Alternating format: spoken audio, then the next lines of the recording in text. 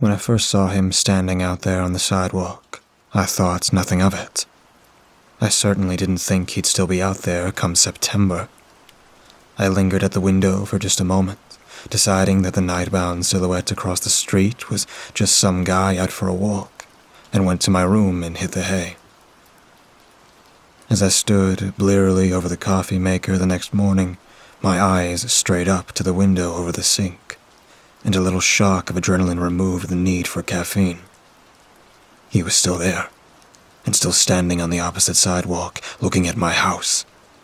My roommates had all gone to work long ago, so I waited for my coffee, got dressed, and then approached the front door and peered through the peephole. He was still there. I took a deep breath, readied myself for whatever nonsense this was going to entail, and opened the door. His gaze shifted to me as soon as I stepped out onto the porch, and he watched me as I walked across the grass. He tensed when I stepped onto my sidewalk, but then looked relieved when I crossed it and reached the curb. Stopping there, I kept the pavement between us.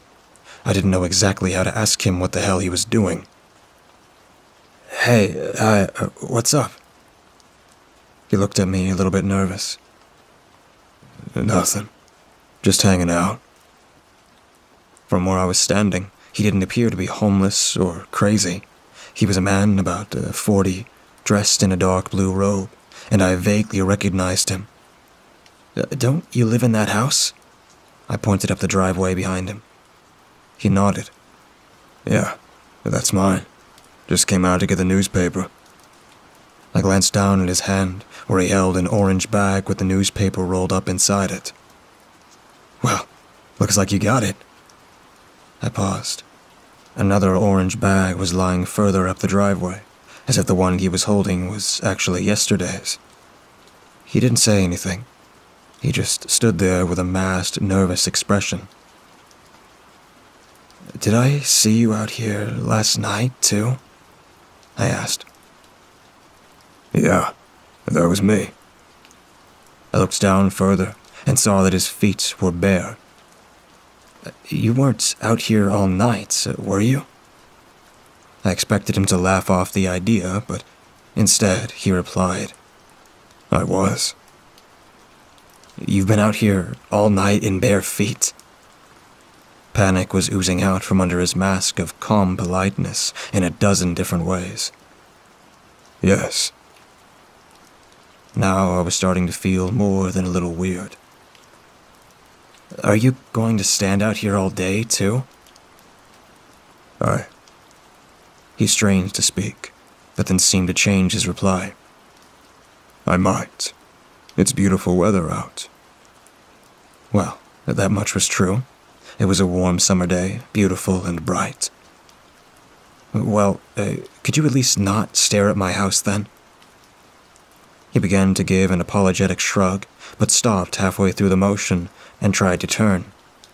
His bare feet never lifted from the sidewalk. The attempted turn was more of a twist from the thighs up. That, too, stopped rather quickly, and then he said, His gaze moved in a circle before he finally looked at me.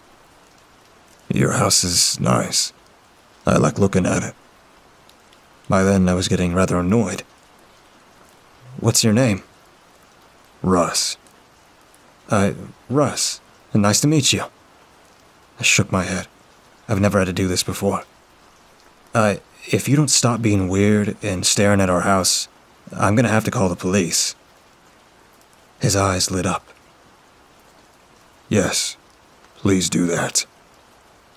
That was a weird enough reaction that I actually got out my phone.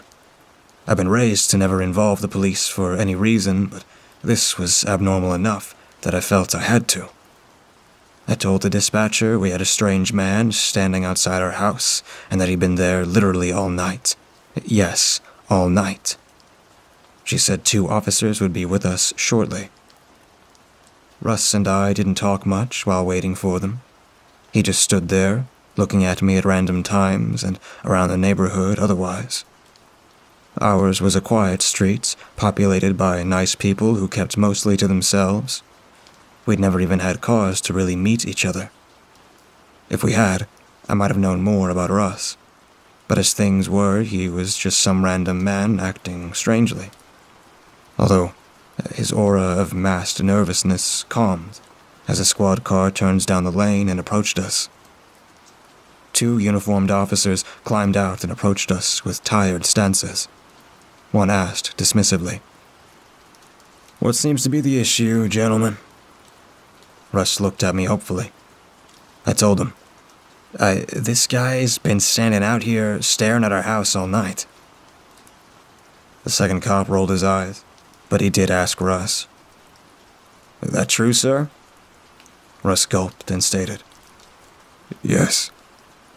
Both cops straightened at the unexpected answer. The first one asked, "Seriously?" Russ nodded. The second cop looked at us for a moment and then said, "Well, move it along then." Russ tensed and stood a little taller. "No." What?" "I said no." As the pair began walking towards him, he added, "Sir." As one got out handcuffs, the other sneered and said, "Listen, moron." But he stopped about 2 feet from Russ. His partner froze as well. "Come on," Russ urged them. "What are you waiting for? Come on." The 2 men looked at each other with haunted expressions, then began to back away. The handcuffs were returned to their belts. "No," Russ shouted at them. "Do it, you pricks. Come on, beat me up. Teach me a lesson. Knock me down."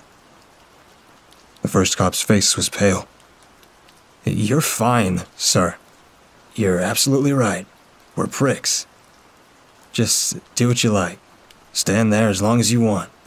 You're on your property, technically, so this is none of our business." The second glanced at me with apologetic terror. Both jumped in their car and peeled away.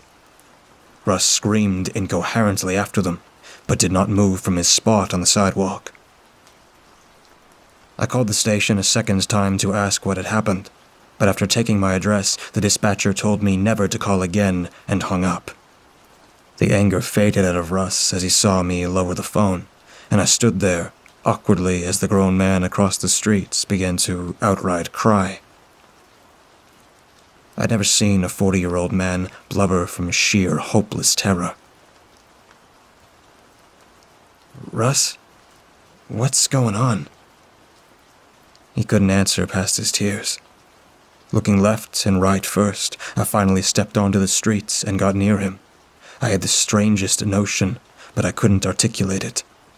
The words simply wouldn't come to mind. An instinctual awareness was the most I could manage. I did reach the opposite curb right in front of him, and I was intent on pushing him back off his spot on the sidewalk, but I changed my mind about 2 feet away from him. It would have been weird to touch a crying grown man. I stepped back to the street. Confused, I tried a second time.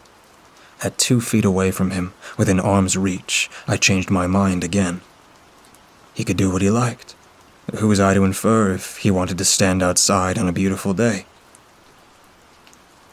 Each time I got close and then changed my mind. His tears and terror deepened. I remember murmuring, "All right, screw this," and I backed up to the middle of the street to get space for a running start. I couldn't articulate what I was doing, but I guessed that a leaping tackle might work. I braced myself and then launched forward, ready to spring up at the proper distance. But as I went to jump at him, I changed my mind. There was nothing wrong, and I was being silly. Who cares about any of this? I slowed and curved away. His sobs became a river. Despite an overwhelming sense that something was very wrong, I turned and slowly went back inside. I could still see him through the kitchen window, and I began going about the business of my day with a muted horror that I could not acknowledge gnawing at my heart.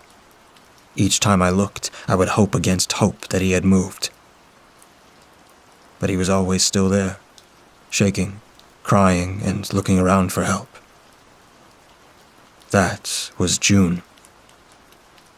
A pall hung over my neighborhood, where once my roommates and I had held board games, parties, and had a dozen people over. Now we ate meager meals in silence. Whenever one of us would think to talk about something that had happened at work, or perhaps an event we were looking forward to, we would get out half a sentence and then be overwhelmed by a sense of hollowness. Who could care about a concert or a trip to a water park at a time like this? We would stop our sentence midway through and glance out the kitchen window as a group. Always, Russ was still standing there.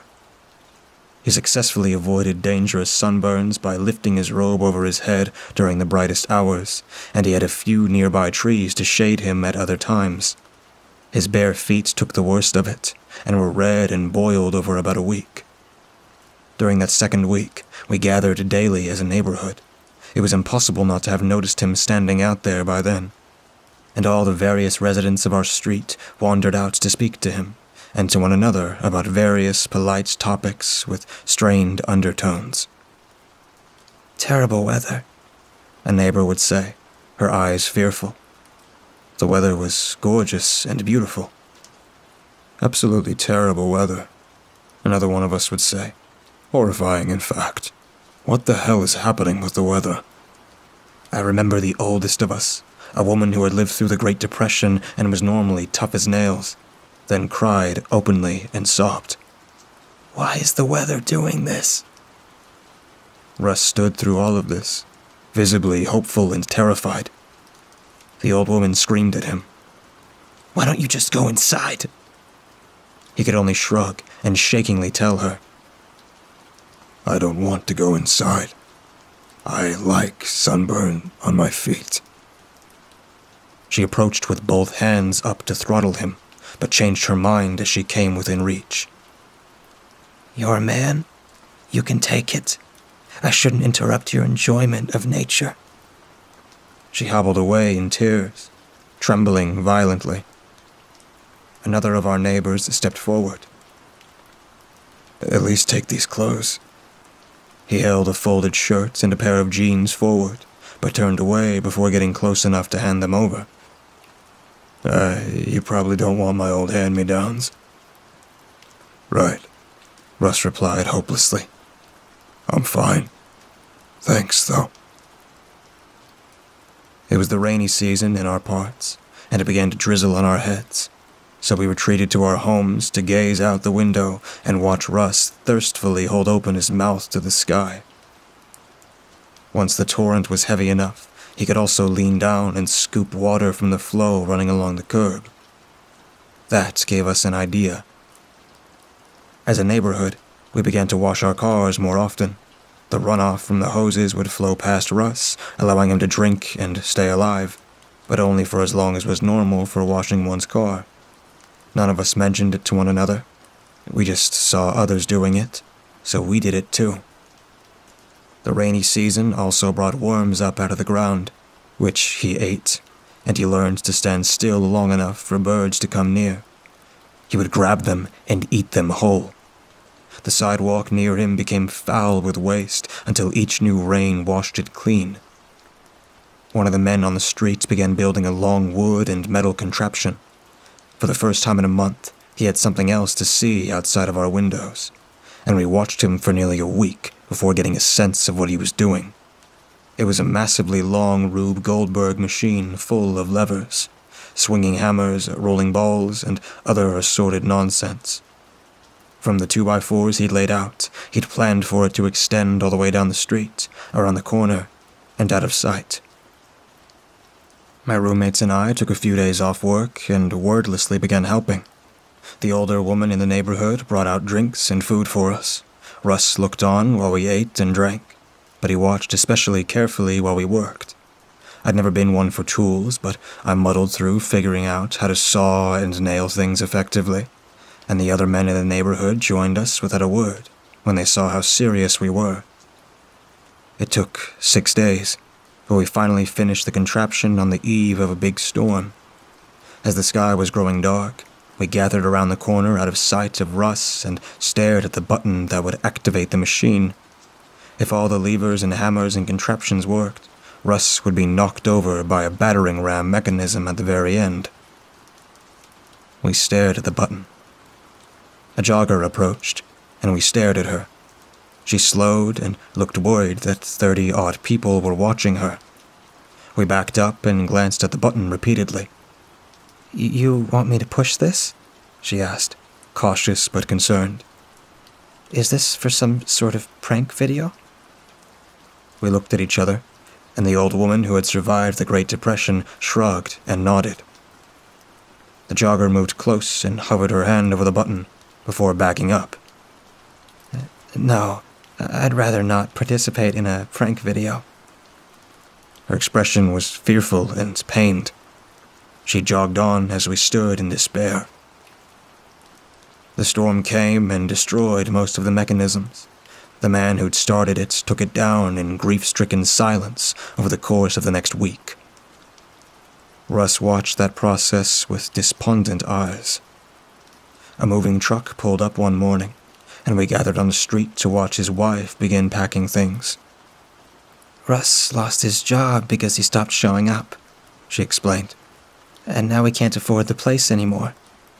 She looked over at him with narrowed eyes and said hatefully, "I don't understand why he's doing this, but I'm not staying with an unemployed loser who would rather stand around all day than do some honest work." "This is honest work," he called over, crying despite his words. "It's tough standing here without rest. I do get tired, but someone has to do it." We watched her put Russ's son in the passenger seat and then drive off with most of the contents of the house. We looked to Russ. He gulped, wiped his tears away, and gave the flimsiest reasoning I'd ever heard. "It's more important that I stand here than go after my family. I don't value them anyway." He seems to give up after that, letting the sun sear his flesh day after day and not even bother to eat the worms that followed each storm. That was July. The first party our street had seen in months nearly sparked a riot. Our place was one of two on the street designated as off-campus housing, and the other house kicked off a kegger at about 7 o'clock one night. Outrage and anger flowed with us into the foyer of the house. The college guys therein turned down the music and had their friends hang back a second as the entire neighborhood crowded in. The old woman asked, "What the hell do you think you're doing?" "Having a party?" one of the guys responded. "What's the problem? We're not being loud." I was actually the one who spoke next. I remember my righteous anger vividly. "How can you have a party while things are the way they are?" One of the other guys who lived there protested. "So what? We're supposed to just stop everything and not live our lives because the way things are?" The guests looked at us in confusion. The most painful part about that argument was that the guys were right. We couldn't just stop our lives because of what was happening on our street. The shouts and yells from each side were more about how we felt than any logical debate, and a fistfight broke out just long enough to knock over the keg and break 2 glasses. We held each other back and retreated as a neighborhood, leaving the college guys to their party. I was bitter, so bitter, and we all felt that bitterness together, until another neighbor had a party 2 nights later. A week after that, one of my roommates had our friends over for a board game night, and I had to admit that it felt like such a relief to return to normalcy. At the end of the night, I walked the last of our friends out, had one last joke and laughed, and then waved after them. Russ was just a silhouette in the darkness. Always there, but no longer on our minds all the time. Of course, the next morning, the guilt hit me like a load of bricks as I stood over my coffee maker and studied the boil-covered red scarecrow across the street. His blue robes were growing tattered after months outside, and he looked like a burned corpse. Unfortunately, I had a stressful day ahead, and I couldn't afford to process my guilt at that moment. I'm ashamed to admit it, but I was the one who did it. I closed the blinds over the kitchen window. It was supposed to have been just for that day, just so I could get through the big project at hand, but the blinds never came back up after that. as a house, as a group, we stopped looking out the window. Just like washing our cars, just like working on that Rube Goldberg machine, and just like a reaction to the party, my neighbors took that as a cue. Within 5 days, all the blinds on all the windows on the entire street were lowered. That first night that Russ was completely alone outside in the dark, with all the blinds closed, an absolute guarantee that nobody was looking out for him or at him, I laid in my bed, staring at the ceiling and crying quietly. This was not like the other pains on the street, not like the ones that couldn't be articulated. I knew exactly what I'd done this time, and I could think and say the words since it was my issue and my guilt alone. I was the first one to close the blinds. I wanted to be the first one to raise them again, to look out upon our neighborhood problem and force everyone else to open their eyes and unite again. But I didn't have the courage. I needed to work. I needed to pay rent. I couldn't be the one, because raising my blinds would mean acknowledging the problem, and I couldn't afford to be racked by guilt and confusion and pain any longer. Each night, I prayed that someone else would be the first to raise their blinds. Surely, someone would do it. It was the only conscientious path, and someone would definitely feel compelled to do the right thing. Then we could all do it together.